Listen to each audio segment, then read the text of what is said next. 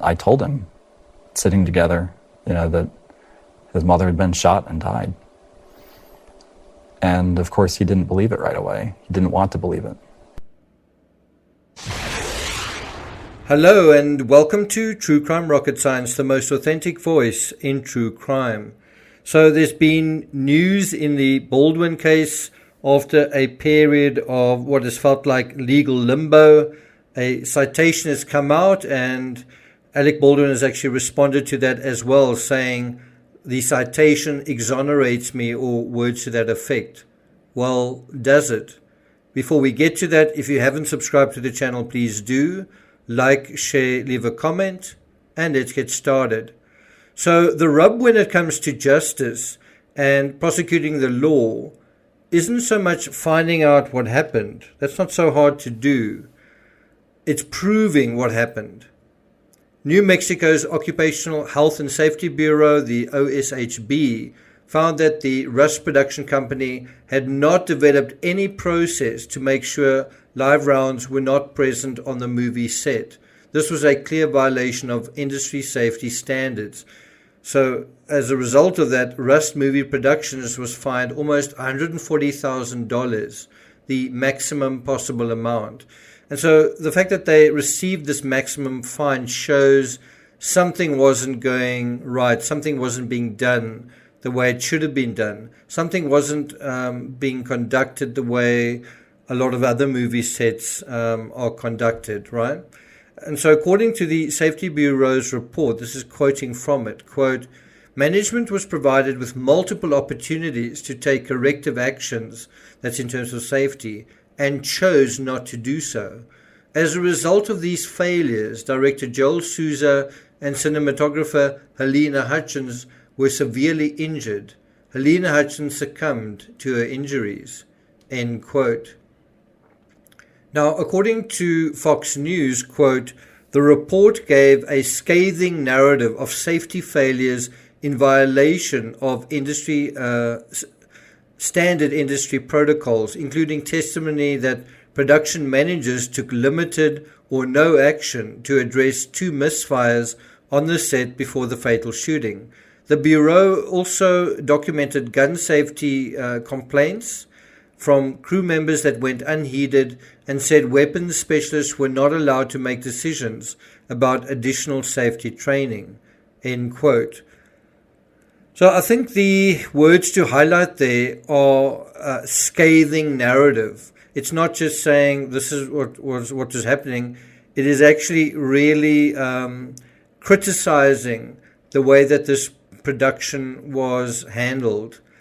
Alec Baldwin's statement, quickly released by his lawyer in reaction to the Rust production receiving the maximum fine for not adhering to gun safety protocols. His statement was quickly released by his attorney, and what it did was it stressed the limits to Baldwin's power. Now think about those words, Baldwin's power, and his power. Think about Baldwin's power as a producer. So his lawyer emphasized that his power as a producer was limited to approving script changes and creative casting. This is quoting from his lawyer's response. He said, quote, Mr. Baldwin had no authority over the matters that were the subject of the Bureau's findings of violations, and we are pleased that the New Mexico officials have clarified these critical issues. Do you think that Alec Baldwin is pleased that the production that he was associated with got the maximum fine? Do you think they really are pleased with what has been found in the scathing narrative? The other thing that I think you've got to acknowledge is if you were the crew on set, you might experience Baldwin's so-called limited power quite differently. In the comprehensive LA Times article, The Day Alec Baldwin Shot Helena Hutchins and Joel Souza, written just 10 days after the incident, Baldwin was described as a quote-unquote feared presence on set. Crew members said that whenever Baldwin arrived, quote, the energy on set shifted. And so I'm not sure whether that speaks about limited power or unlimited power. What do you think? I also think an argument can be made that as the most influential, and bear in mind Baldwin is worth $60 million, so as the most influential and possibly wealthy celebrity on the production, as well as his role as lead actor, as co-writer, and the simple fact that the production is named for the leading actor's character's last name, Harland Rust, there may have been a perception or an impression that Baldwin was the boss, and wasn't Rust really his baby?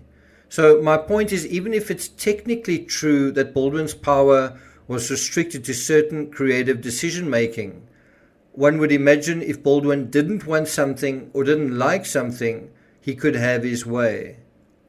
My argument has always been that regardless of the circumstances crew members said were taking place within the production, it doesn't take a rocket scientist to know Alec Baldwin's personality, as it's been established over a number of years, both in the media and as a matter of legal record.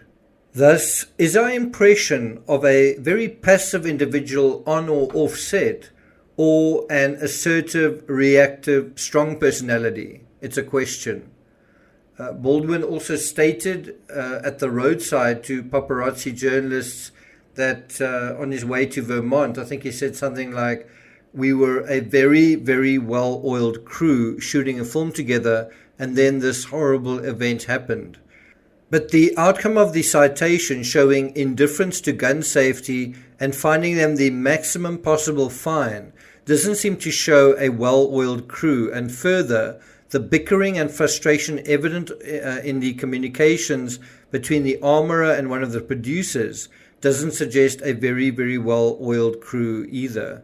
On October 31st, Lane Looper, the A-camera first assistant, was quoted by the LA Times saying, quote, "It always felt like the budget was more important than crew members. Everything was about schedule and the budget," end quote. We also know that subsequent to Helena's death, the producers wanted to continue with the production. That does feel a little indifferent, doesn't it? So, although Baldwin has sketched the wording of the citation as a win, much as in the Barry Morphew case, the dismissal is also sketched as a victory, I think the maximum nature of the fine shows they regard the flouting of certain rules as very serious. I also don't think this is the end of the legal narrative. Baldwin still faces at least the lawsuit from Helena's family/estate, and the question that now arises is whether Matt Hutchins, Helena's husband, whether he also sees this outcome as an quote-unquote exoneration, or is it something else? Is it aggravation? Is it legal reinforcement? Will it provide additional ammunition for his suit? As such, I think it would be good to get a reaction from him or his counsel on where they think the case now stands. Thank you for listening, and I'll see you guys next time.